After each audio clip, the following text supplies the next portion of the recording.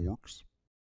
Hello and welcome to the CommanDorks. I'm Beef. I'm Taryn, and we're back with another deck tag video. This time we're going to try something a little different to appease the algorithm gods and split our normal deck tech double feature into two separate videos. Twice the pride, double the dork. Two for the price of one. In this video I'll be discussing my Simic Partners deck, Revenge of the Wet Bandits, with partners Thrasios, Triton Hero, and Kodama of the East Tree, as Harry and Marv from Home Alone, respectively. This video is in conjunction with Taryn's Sauron deck tech. Be sure to check out that video after this one, and don't forget to like and subscribe.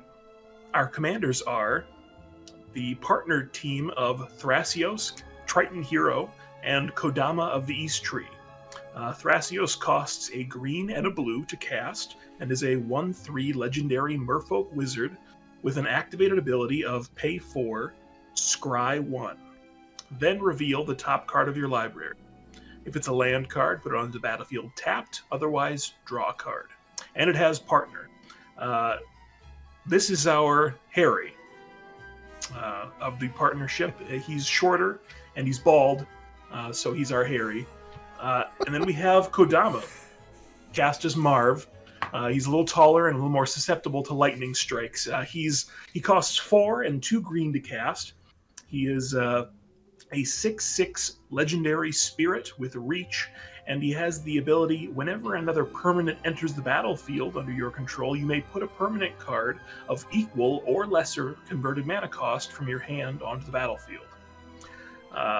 So, what's the pitch? Villains. Large or small, they all bring something to the table.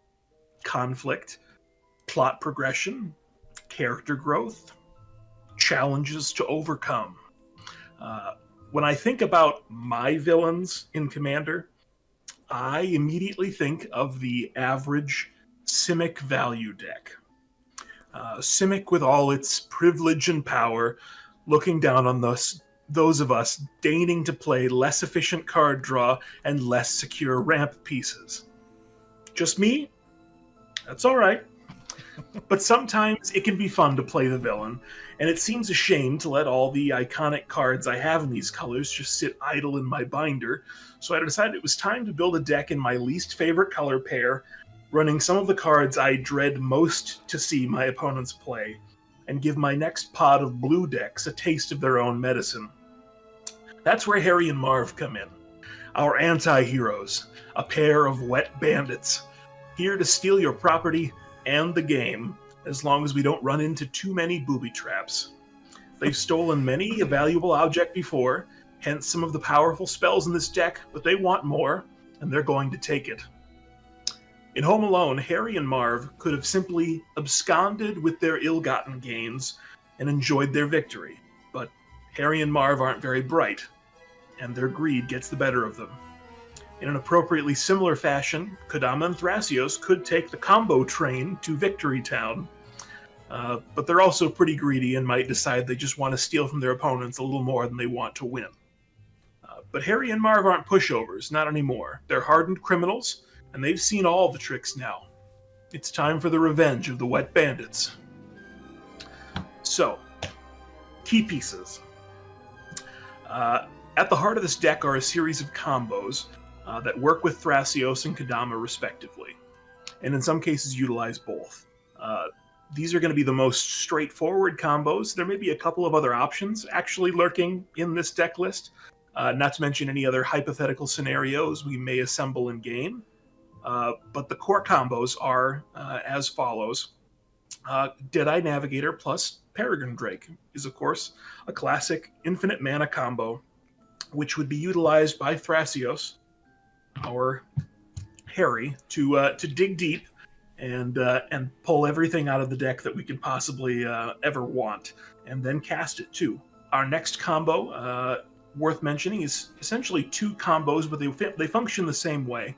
We're running 2 landfall token creators, one being Rampaging Baloth, and the other being Tireless Provisioner. Now, Rampaging Baloths makes 4/4 beast tokens whenever a land enters the battlefield, and Tireless Provisioner makes a treasure or a food token every time a land enters the battlefield. Well, thanks to Kodama, bounce lands go infinite when Kodama's on the board, because as soon as that bounce land enters the battlefield, it makes a token which triggers Kodama and says that you can put another permanent on the battlefield the same mana value. Well, lands and tokens are the same mana value, so that bounce land that you just played and bounced itself back can be replayed infinitely to create infinite tokens. So that works with creature tokens, but it also works with treasure tokens, or in that case, if it's tireless provision, or we just hit infinite life and infinite mana, which is pretty great. And we have obviously the skills of Harry in Thrasios to put that to good use. And finally, one of the more powerful combos, perhaps, but very similar, is Moloku of the Clouded Mirror with Kodama of the East Tree. Moloku has an ability where for 1 mana you can bounce a land from your battlefield to your hand to create a 1/1 flying spirit creature token. Which puts it back in immediately. Which means the land comes right back, so you can tap that land for mana and bounce itself again, which means that effectively you can create infinite creatures at instant speed. And that's really what we're trying to do. But all of these combos represent Harry and Marv getting out of town and winning. And it's not going to be easy for them, but we're going to try and get there. So as far as how to pilot it, the deck is, as I said, it's actually much simpler than it may appear. We're really just trying to combo off with those pieces that we mentioned, but we're not really tutoring for them very much. There's one exception to that, potentially, but it's not guaranteed. We're trying to combo off, but when we're not actively pressuring for a win condition, we're just trying to spew as much value as we can muster to give our opponents other things to worry about in the meantime. So we want to get an opening hand. Fashion. In true Simic fashion. So we just want to get an opening hand with lands and ramp, because the sooner we get Kodama on board, the better. So as far as our ramp pieces, we're running 13. Those, I'll go through them pretty quickly. Delighted Halfling is fantastic for making your commanders uncounterable, which is pretty relevant in a deck that's trying to do combos. People might try to cut it off at the head. Birds of Paradise is a classic. Arbor Elf is also another classic that untaps a forest. Bloom Tender can tap for 1 mana of every color in the colors of permanents that you control, which for the most part is 2 in this deck, but there are opportunities for that to get a little higher. Oh, as you gain... Oh, yeah, okay. Yes. I see what you're doing. It's gross. It's really gross. Yes, it's Simic, so that comes with the territory, I think, in my opinion. We're also running Gyre Engineer, which is not very interesting, but he taps for 2 mana, and so he's getting us a little closer to casting our Kodama.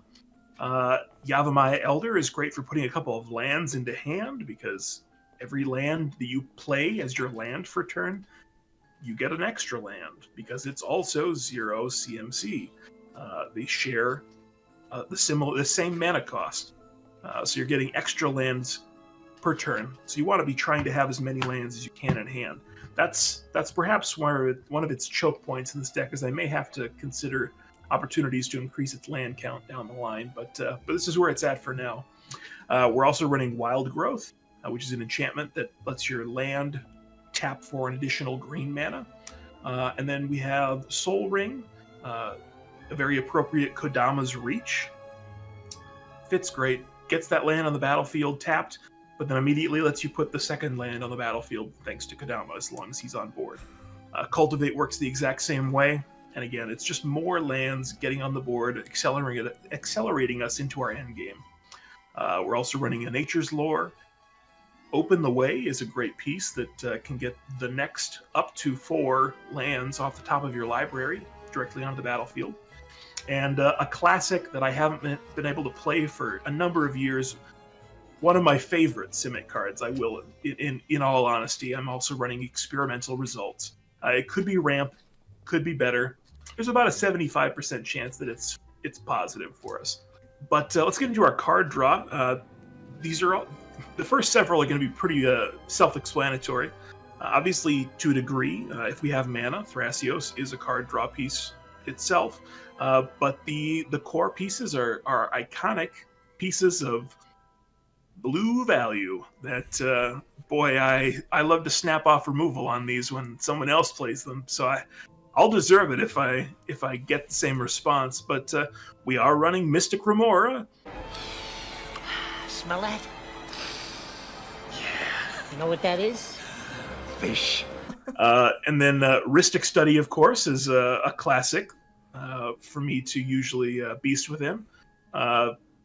Muldrifter is just some easy 2 cards. I like Muldrifter, even though it's been outclassed over the years, but Muldrifter, I could cast it evoked for 3, put it on the board, but still get a 5 CMC permanent from my hand on the battlefield for free with Kodama. So it's just little chances to kind of get that extra level of value. A classic, one that unforgettable, Consecrated Sphinx. What a gross card. So it's in the deck. We're doing criminal things here. We've got 2 criminal partners. I'm going to do the grossest, nastiest, fuck nastiest Simic things that I can muster here. So we've got Consecrated Sphinx as well. The last 2 that kind of fit into our card draw category will be the Reality Chip, which is a combo piece in its own right if you have the right scenario, if you've got enough infinite mana. And a card that functions essentially the same way, it's just an enchantment version, is Future Sight. Again, both of these are allowing us to play lands and cast spells off the top of our library as though they were in our hand. So it essentially opens you up to just keep on casting. And when we have opportunities to hit infinite mana, then we want to keep on casting. That's our line to victory. Removal. We made it to the fun part. This deck's secret ingredient. Crime. There you go, 3 munchies. Did you just nick this? Of course I did. You should be paying me to eat this shit. Wow, free choco. Tasty. The secret ingredient is crime. Kodama likes permanents, so let's play enchantments that steal our opponent's permanents. It's like 2 chicks at the same time, man. Wrong movie. It's like taking candy from a baby. So, our toys are... Let's start with this one. Steal Enchantment. For 2 blue, it's an enchantment that lets you take control of target enchantment. And it's perfect because I can only run 1 Rhystic Study in my deck, so I'm going to take yours too. How exciting. Isn't this fun? Aren't you glad we're playing Simic today? I'm gonna throw up now. Yes, so we've got Steal Enchantment. We've got 5 Creature Stealers. These are going to be Grafted Identity, which has an additional cost to sacrifice a creature to cast it. But if I put it into play with Kodama, I don't have to pay the additional cost, which is great. We're going to get around that. Another piece is Corrupted Conscience, which lets me take control of creature, and it gives it Infect. So depending on how big the creature is, that could be a really powerful piece. Mind Control. It's just mind control. Take control of target creature. Become the Pilot is gain control of target non-commander creature, but then that creature can only be blocked by its owner. So stealing someone's biggest non-commander creature and then getting to send it for free at the other opponents without... Oh boy. Delicious. And finally, Spirit Away functions much the same as the previous, except this one gives the creature +2/+2 and flying. So getting some evasion. I do look forward to stealing maybe a Sauron in the future and when you've done it before, you'll do it again. I'm going to try. Yes. With auras, if they are put into play without being cast, you just get to attach them. Yep. To no target. Something. Yep. You're not targeting, which means that if their creature has hexproof, or ward, like Sauron, or ward, or shroud, It just pops right on. Anyway, it's kind of amazing. Gross. So that'll be a great opportunity at some points in the game for me to cast a large spell, but then put a steal enchantment out with it, and get around some of these aspects. So in addition to those 5 that specifically only steal creatures, we're running 5 others that steal anything. Dream Leash. It requires it to be a tapped permanent, but once again, if you put it into play with the Kodama trigger, it doesn't have to be a tapped permanent. It just says enchant permanent. So it can be something that's not tapped if I just put it into play with Kodama. Confiscate is a very simple and straightforward one. Lets you take control of a permanent. In Bolas's Clutches lets you take control of a permanent, but now it's legendary. Take Possession is effectively an uncounterable steal effect because it has split second. So I can cast a Take Possession and put a Tidespout Tyrant into play behind it, and neither of them can be countered. Very exciting. And finally, the last piece is Lay Claim, and Lay Claim's claim to fame is that it's cyclable, so I can throw it away if it's not useful to me. 5 more pieces that I should mention here in our removal pile. We're running Mists of Lorien, which is a new bounce spell sorcery that you can replicate for 1 blue to make targeted bounces of specific CMCs across the board. Good piece and interesting tech. Beast Within is classic, just for removing a single permanent. For the most part, I'm not trying to destroy things, because anything that's a real problem, I probably just want to steal it, so that I get the full value of it, and my opponents lose the value. So I'm not too concerned about destroying things, but I don't mind slowing them down, so I am running Tidespout Tyrant and Hullbreaker Horror, which have abilities which allow me to bounce things as well. And of course, the classic, the beloved card of every blue deck out there is Cyclonic Rift. Harry, it's our calling card. All the great ones leave their mark. We're the wet bandits. You're sick. You know that? You're really sick. I'm not sick. Yes, you are. I'm not sick. That's a sick thing to do. As I said, this is a gross Simic deck, and we're going to run all the gross Simic things. We're running only 3 pieces of Recursion. Those are going to be our Eternal Witness, Balaged Recovery, which is an MDFC that also lets you potentially return a card from your graveyard to your hand. And then Invasion of Chandalar. It's a permanent, so again, it synergizes well with Kodama in that it's 1 more 5 CMC permanent that I can put into play either for free or to trigger the Kodama trigger for something else. And it brings up to 3 permanents back from your graveyard to your hand. So if some of my mind control enchantment destroyed, then I'm gonna get them back for some more use. And the best part about it is that its flip side is also relevant. Its flip side is an enchantment that says that at the beginning of your upkeep, every turn, you can put a permanent from your hand onto the battlefield. It's just a mini Kodama. God damn. So it's just really good synergy on that piece there. I love that. Protection is a pretty important aspect, I think, of any blue deck or any combo deck. If we're going to do gross things, we have to be able to protect it, I suppose. So we do have 12 pieces that fit into protection here. And I like to think of these thematically as, Harry and Marv are hardened criminals. They've seen it all. Hot door handle, been here. Gonna swan song that hot door handle. Icy stairs, I'm gonna offer you can't refuse. Bucket of paint to the face, not this time. Arcane denial, not happening.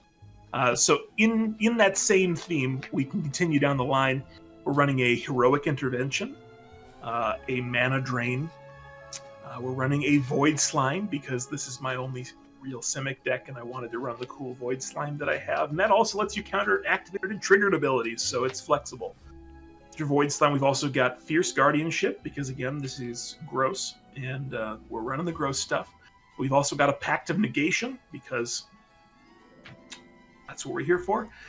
Rewind is actually synergistic with Thrasios, so I don't feel as gross about that one because I can hold up counterspell mana and still do a Thrasios activation if I use it because it untaps 4 lands. And finally, the last piece is Slippery Bog Bonder, which is again a permanent. So that's one of the things we're really trying to do is have a high concentration of permanent spells to get as many extra triggers with Kodama on the board as we can. And Slippery Bog Bonder says that when it enters the battlefield, it has flash. Put a hexproof counter on target creatures. So great for saving one of my commanders or combo pieces at instant speed. There is one other piece that's probably worth mentioning. In the next section here, I'm going to talk about utility, and we do have some ways of enabling flash speed in the deck.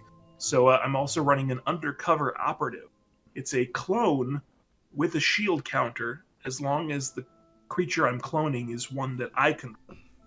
So again, if I have flash speed and somebody's targeting my combo piece, and I don't have a way to deal with them targeting the combo piece, well, I can let the combo piece go after I make a clone of it at instant speed that's going to be protected from any other removal pieces. So utility pieces. We're running Wandering Archaic because we want to steal some spells too. That's thematic, right? As our flash pieces here, we're running Leyline of Anticipation and Vidalcan Orrery for redundancy. Both of these pieces allow us to cast our spells at instant speed, and that allows for some pretty fantastic options. And they work particularly well when we're including cards like Seedborn Muse and Awakening that will untap my lands at the beginning of each turn. Seedborn Muse, of course, is just for me, whereas Awakening gives the effect to all of my opponents, but whereas I have a Thrasios that I can dump my mana into and opportunities to cast spells at instant speed, I'm going to be taking far better advantage of the untaps from Seedborn Muse and Awakening than my opponents probably will be able to. We're also running a Crashing Drawbridge because the only thing better than infinite creatures is infinite creatures with haste. And finally, Staff of Domination can utilize excess mana effectively. It's a backup piece if Thrasios gets removed while we still have infinite mana. Of course, if we have infinite mana, then it's probably if you're not winning at that point, recasting something went really Thrasios. Really wrong. Yeah. It's a nice little distraction, perhaps. Let's see, mana base. We're running 34 lands and 1 MDFC, so 35 technically. 2 bounce lands, as I mentioned earlier. We're running a Reliquary Tower, Mosswort Bridge, Temple of the False God, Yavimaya Cradle of Growth. Those are the standouts. And then a smattering of predictable tapped and untapped lands of the appropriate types, including 10 of each basic. If you really want to see the details, you can look at the deck list on Moxfield down below as far as those specific lands. Multipurpose, some cards that serve more than one purpose, I guess. I'm also running a card called Copy Enchantment. So it could be a second or third Rhystic Study, but it could also just be copying one of my big steal pieces and stealing something else for 3 mana. It's a fun one. Synergies Combos. As I mentioned, the combos that I mentioned at the beginning are kind of central to what the deck wants to achieve long term. And as I said, I'm not really running tutors in the deck for those pieces, with one notable exception. I'm running a sorcery called Ecological Appreciation. Now, Ecological Appreciation is a sorcery for X, 2 colorless, and a green. It says search your library for up to 4 creature cards with different names that each have mana value X or less, and reveal them. An opponent chooses 2 of those cards, shuffle the chosen cards into your library, and put the rest onto the battlefield. Exile Ecological Appreciation. So, the way I've realized this is that depending on what I have in hand, what halves of what combos I might have access to, whether that be a single bounce land in my hand. Say I've got Deadeye Navigator that I've chosen, but I've got Peregrine Drake in my hand. So I know that if they choose the Deadeye Navigator, I'm going to be putting my Peregrine Drake on the battlefield and completing the combo. I could be choosing, for example, let's just say that I choose 4 things. I choose Deadeye Navigator, Rampaging Baloths, Tireless Provisioner, and Moloku. What do you choose? It's a no-win scenario at that point. So if you don't have counter magic to even prevent me from casting the Ecological Appreciation, you can bet that no matter which 2 you pick, I'm probably going to combo off. So it definitely, that can be kind of an instant win depending on what's in my hand and what's still in my library if I draw the card. Also, relevant, I think you missed it, graveyard as well.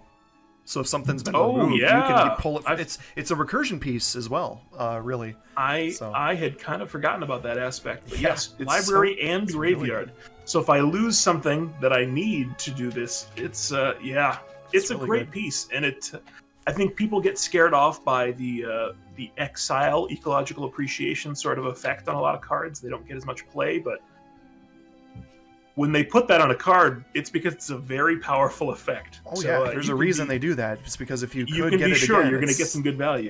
Yeah. Yep. Weaknesses and challenges for this deck. What's going to give it a challenge or a difficult time? Stalling out.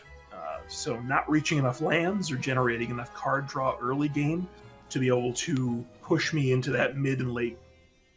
So it depends pretty heavily on getting a good start.